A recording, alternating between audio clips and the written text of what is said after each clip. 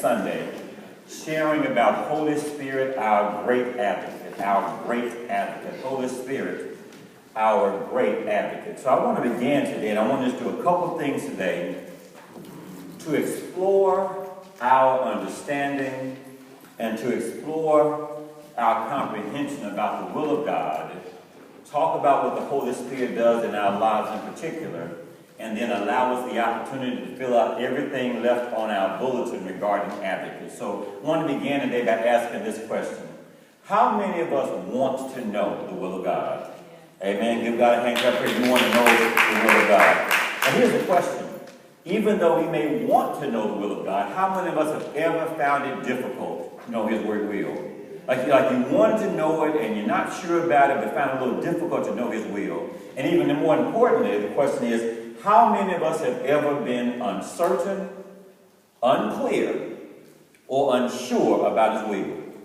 I mean, like you know He has a perfect will for you, but unclear, unsure, uncertain about what that will is and how to accomplish that will as well. I think this schematic really lays out where most of us have been in life, where we're on this journey and want to pursue the will of God, and all of these options are before us, and we just stand there scratching our head. And so what happens, we eventually go down a road only to find out it's not God's will. Amen. Only to go down a road to find out that was not what He wanted us to do. We go down a road, and it's only after time and after we've gone off the dead-end cliff that we recognize that was not His will. And I want to make sure we leave here today with more clarity, with more certainty, with more surety about what it is and how we are able to know God's will. Has anybody ever been here before? You were trying to know God's will and just unclear, uncertain, unaware of what His perfect will was, and had all of these options before us, or even made an option that wasn't even there. So the idea, so here's the question. Can believers always know the will of God? Everybody says yes, raise your hand. Everybody says no, raise your hand. Everybody unsure, raise your hand. Amen. All right. So here's the point. Knowing God's will. How do we know if this choice is the right choice? Here's the next question. Can believers always fulfill God's will? Everybody says yes, raise your hand. Everybody says no, raise your hand. Everybody still don't know, raise your hand. You can't be doing both times. And there are 1 of 3 options. One hand, they're going up all 3 times to make sure you're covered. So can believers always fulfill the will of God? So then the next question is, can believers always walk in the will of God? Everybody says yes, raise your hand. Everybody says no, raise your hand. Still uncertain. See, you got 3 people raising every hand every time. So the idea, the believers walking in His will. So here's the point. We're talking about, again, asking first of all about knowing His will. Secondly, about fulfilling His will. And also, at this point, walking in His will. Now, what's the difference between, so knowing His will, or know what to do, then fulfilling His will says that I'm going to continue to do what He called me to do until it's done. And then walking in His will is always being open to His direction and His leading and His insight as well. So believe. So here's the point. So the idea, so the will of God, and I'm telling you, it is not fair, or it is not. We are not living to our full advantage when we don't know His will. Because if we keep on living life trying to guess His will, or unsure about His will, or unclear about His will, uncertain about His will, there has to be some certainty in the life of a believer to follow the will of God, because following the will of God is what leads us to our victory. Following the will of God leads us to our triumph. And following the will of God is what leads us to our breakthrough every time. And too many times we have been here where we are just unclear about what to do when the will of God is before us. Not clear to go left, go right, go front. Do I stand still? Do I keep going? Do I remain? So what happens? What do we do then to make sure that we're in a position to know the will of God? How many of us want to know His will? How many of us want to fulfill His will? How many of us want to walk in His will? And we want to leave here today with there being more clarity about how we know, fulfill, and walk in the will of God. So read this with me, please. Holy Spirit helps believers always know, fulfill, and walk in the will of God. Keep going. when we submit, surrender, and succumb to the promptings of the Holy Spirit. Get what I'm saying? This is the crux of the message right here. We always can know his will. We always can fulfill his will. We always can walk in the will of God. But our role is to simply submit to the promptings of the Holy Spirit, succumb to the promptings of the Holy Spirit, and make sure we are surrendering to the promptings of the Holy Spirit. That's what we're going to explore today. So anybody ever use your GPS to get ready to, in fact, Diddy got told me about using a GPS and messed up everything all last night. The idea, so what's the GPS help you do? Go from what to what? Point A to point B. So when you go back in, assuming that your phone is charged and it is accurate, if you follow that path from A to B, the GPS system is designed to help you get the most expedient, efficient, and advantageous way to get from point A to point B. Amen? So here's what happened. So one day in particular, I was at a particular location. I think we were down in Atlanta recently at the conference or something. I was trying to go from one point to another. And I actually went in and my phone, when I got in, I think I put something over my phone. And so as I'm driving along, I'm wondering where the little voice is talking about turn left, turn right. And I couldn't hear it because it was covered with something. And as a result, now look what happened. The GPS was still speaking. But I didn't have the benefit of going where it said to go because it was covered.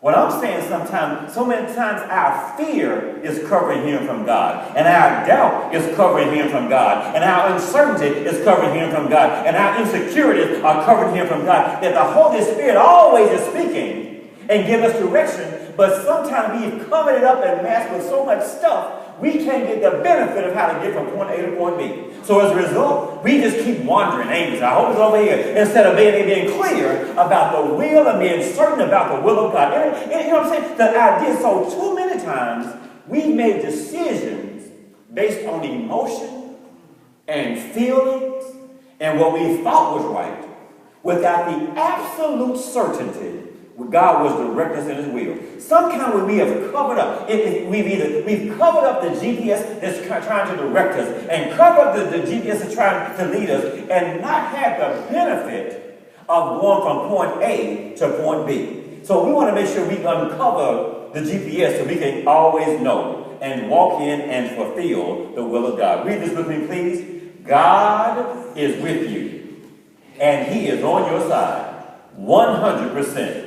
You have a supernatural advantage. If you know you have a supernatural advantage, you go to right now and give God a thank God for praise. So now I want to explore this. We talked all this month about this advantage. I want to explore just this in summary today. So since he's with us, since he's on our side, we have a supernatural advantage.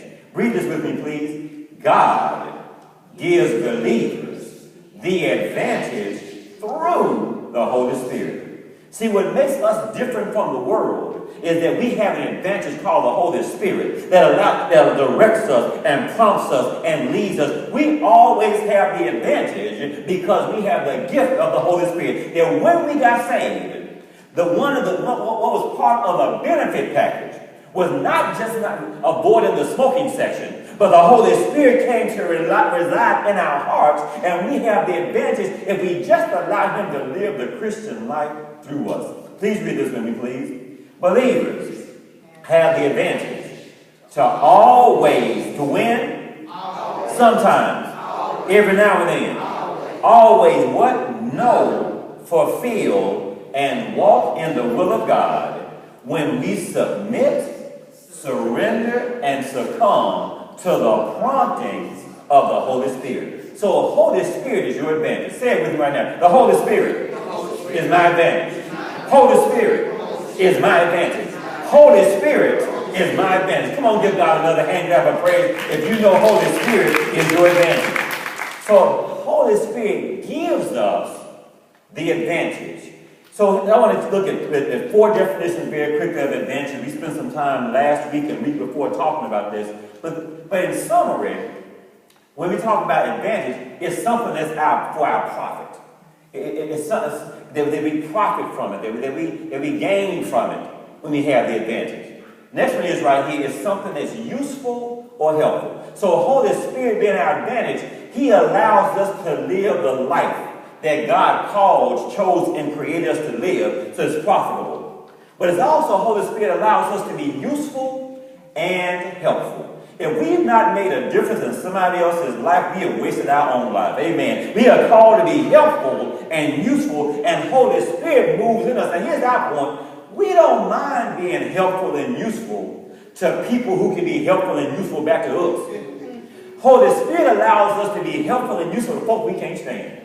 Who can't stand? Holy Spirit allows us to be helpful and useful to people who hurt us, oh Lord, and those who betrayed us, and those who let us down. Holy Spirit says, I'm willing to work through you if you let me to make sure that I fulfill my will in your life. Advantage. Advantage also, watch this now.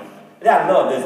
The advantage is when we start giving someone the benefit. The benefit. The benefit. Everything we know about this word, about Holy Spirit, we share to make sure you have the benefit. It doesn't do any good. We're not blessed to keep all we can get.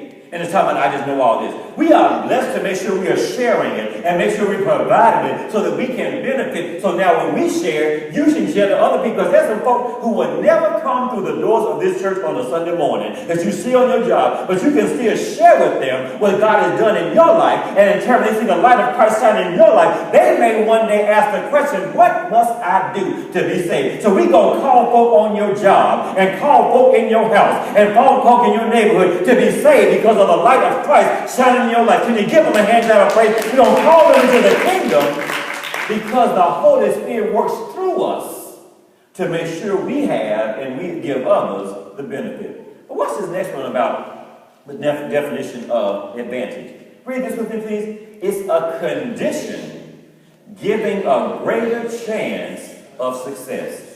Holy Spirit will always lead us down the road to success. Now be clear, there are some times Holy Spirit is leading us down the road we don't want to go down. That's the issue. It's about us not wanting to go instead of us needing to go. Sometimes we're not clear because there's a turn up there and we're not sure where that turn goes. So we think we know better than God, so we decide we're going to take the off-ramp and now stay on the road the Holy Spirit has for us. And we get on the off-ramp, run out of gas station is closed, and instead of saying, God, I'm trusting you.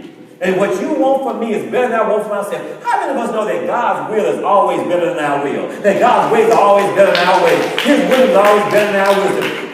And we try to go back and make decisions on our own when the one who created the universe is willing to direct us. Why would I try to figure it out when God has already worked it out? It's a matter of me surrendering and submitting and succumbing to the promptings of the Holy Spirit. So here's the point now. Without those submitting, without succumbing, without at that point surrendering to the promptings of the Holy Spirit, this is what happens to us. That we just become one of the crowd. You can't tell the difference between our life and other people's life. In the break room, we tell this been the dirty jerks and other bad else, laughing at everything else. You can't tell the difference without the promptings, without surrendering and submitting and succumbing to the promptings of the Holy Spirit. But watch this now. So what happens as a result, sometimes as a believer, not only are we going to just be part of the crowd, we'll start falling behind. Because now, if we are not listening to what God has for us, and we keep making decisions on our own, and the more we keep digging, we just keep on digging, and if you keep going down, at some point stop digging. If what you're doing is not working, stop doing what you're doing, so start working. I got to do something different, but some of us keep on digging. No, I started digging, and by God, I'm going to keep on digging. If you keep on digging down in the ditch, at some point you got to figure out you're not going forward, and we find ourselves, if we're not careful, even falling further behind. That's why we don't want to go to family reunions or class reunions. Because somehow we miss it. And we heard that Leroy's doing better and Ray doing better and Pookie's doing better. And because we have fallen behind not listening to the Holy Spirit. Now here's what happens. With, though, submitting, with surrendering, with succumbing to the promptings of the Holy Spirit, this is what happens here. Then we get ahead. I said the Holy Spirit is your advantage. It is your turbo booster to make sure you can get ahead. It's not an unfair advantage. It's just a part of the benefit package that you have by being a believer. So now I have wisdom from the